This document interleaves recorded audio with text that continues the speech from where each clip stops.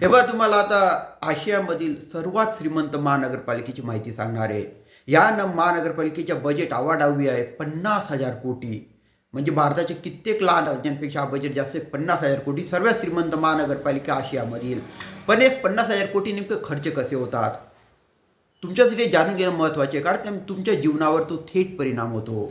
तर 50,000 कोटी खर्च कसे होतात ते ऐकून घ्या. पहिला मोठा हिस्सा जातो तो इन्फ्रास्ट्रक्चर, रस्ते आणि पूल देखभालीसाठी. वेगवेगळे आता मुंबई कोस्टल रोड आहे, गोरेगाव मुलुंड रोड आहे, वेगवेगळे पुलांचे देखभाल दुरुस्ती खड्डे बुजवणे याच्यासाठी 25 ते 30% म्हणजे 12 ते 15 हजार कोटी खर्च होतो. 12 ते 15 हजार कोटी खर्च होतो.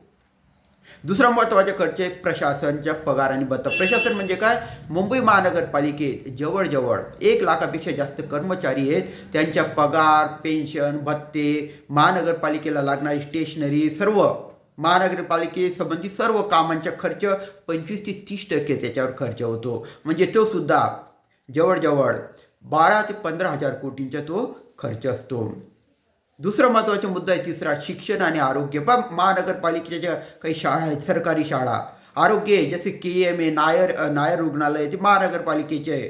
सायन तर त्याच्यावर सुद्धा 15 ते 20% खर्च होतो. म्हणजे तुम्ही असं समजून घ्या जवळजवळ 10 ते 15 हजार कोटी. 10 ते 15 हजार कोटी.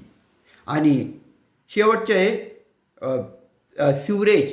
आपण जे तलाव आणि मुंबईला पाणी पुरवठा करणारे तलाव आहेत आणि सिवरेज म्हणजे नवीन जलवाहिन्या टाकणे, जुन्या यांची दुरुस्ती करणे, या सर्व कामासाठी, तलावांची देखभाल दुरुस्तीसाठी, त्याच्यासाठी जवळजवळ 10 ते 15% खर्च होतो. म्हणजे 5,000 ते 7,500 कोटी. 5,000 ते 7,500 कोटी. तर 20,000 कोटी 50,000 कोटी असा खर्च होतो. प्रत्येक प्रभागाला किती मिळतात?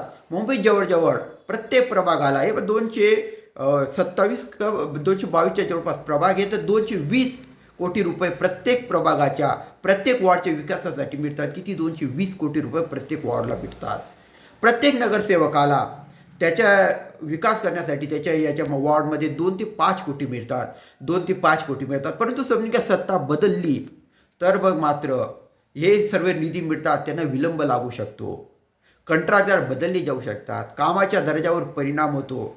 काम लांबणीवर पडतं आणि साहजिकच मग त्याचे खर्च वाढतो, महागाई वाढते, खर्च वाढतो. तर या सर्व गोष्टींवर सत्ता समीकरणावर याच्यावर खर्च पडतो आणि मग तुमच्यावर डायरेक्ट परिणाम होतो. ते प्रकल्प उशिरा होतात, देखभाल दुरुस्तीचे सर्व तुमच्या जीवनावर तो डायरेक्ट परिणाम होतो. तर असा आहे महानगरपालिकेचे 50,000 कोटींचे अवाढव्य बजेट. तुम्हाला सोप्या भाषेत माहिती सांगितली आहे.